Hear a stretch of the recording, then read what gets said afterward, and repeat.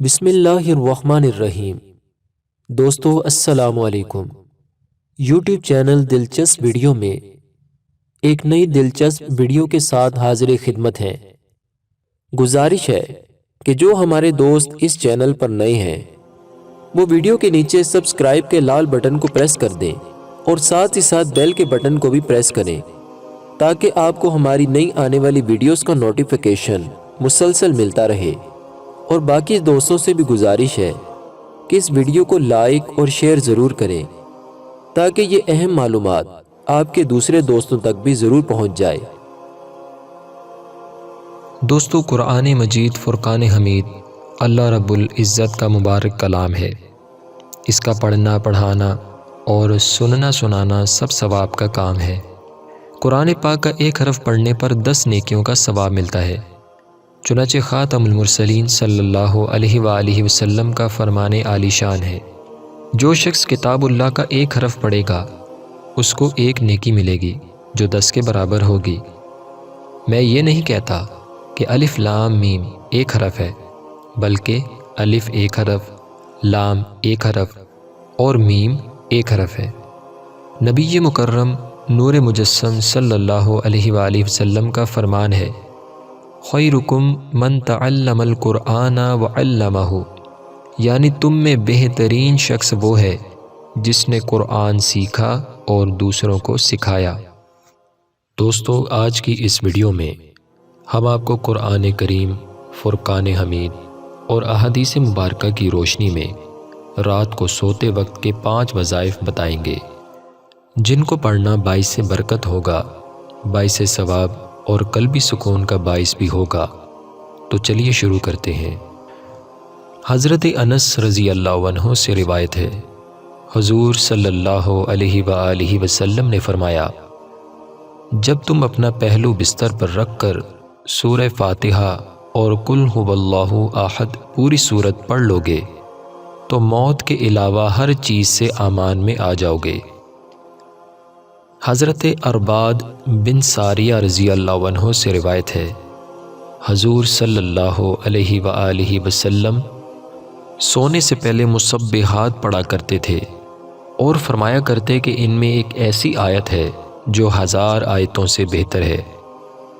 ایک بزرگ فرماتے ہیں کہ جو حدیث مبارکہ میں مسبحات کا لفظ ہے، مسبحات کے لفظ سے مراد کل 7 صورتیں ہیں، جن میں سورہ اسراء، سورہ حدید، سورہ حشر، سورہ صف، سورہ جمعہ، سورہ تغابن اور سورۃ اعلیٰ ہے۔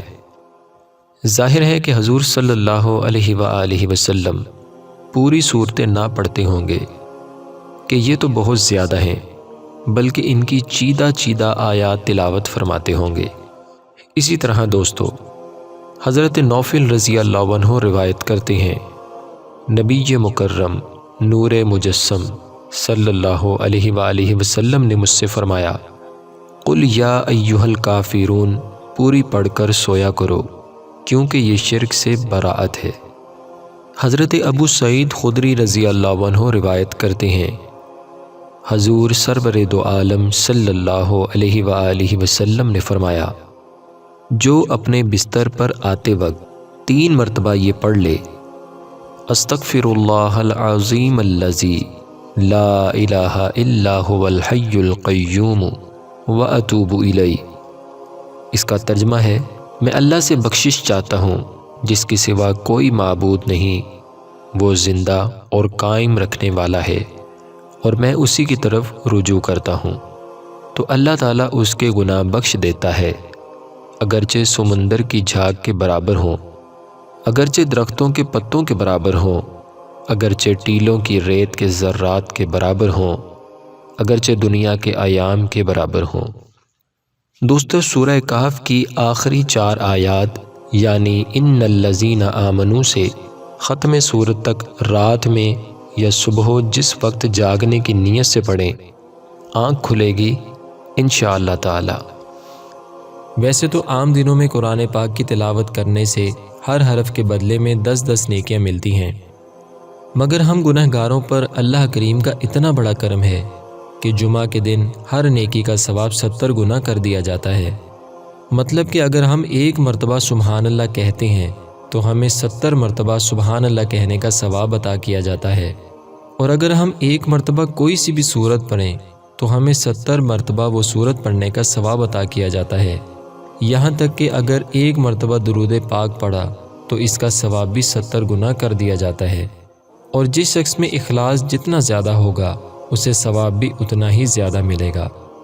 دوستو، میں امید کرتا ہوں کہ آپ کو ہماری یہ آج کی ویڈیو پسند آئی ہوگی، لہٰذا اگر آپ کو ہماری یہ ویڈیو پسند آئی ہے تو اس ویڈیو کو لائک کریں اور صدقہ جاریہ سمجھ کر اپنے دوسرے دوستوں تک اس ویڈیو کو ضرور پہنچائیں۔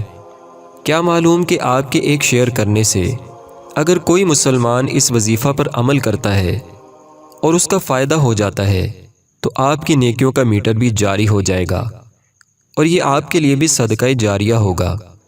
آخر میں ہم اللہ تعالیٰ سے دعا کرتے ہیں کہ اللہ تعالیٰ ہماری تمام نیک اور جائز حاجات کو پورا فرمائے، اور جو مسلمان پریشان حال ہیں اللہ پاک ان کی پریشانی کو دور فرمائے، اللہ پاک آسانیاں پیدا فرمائے، ہمیں آزمائشوں سے بچائے، اور ہماری تمام نیک حاجات، نیک تمنائیں اور نیک آرزوئیں پوری فرمائے۔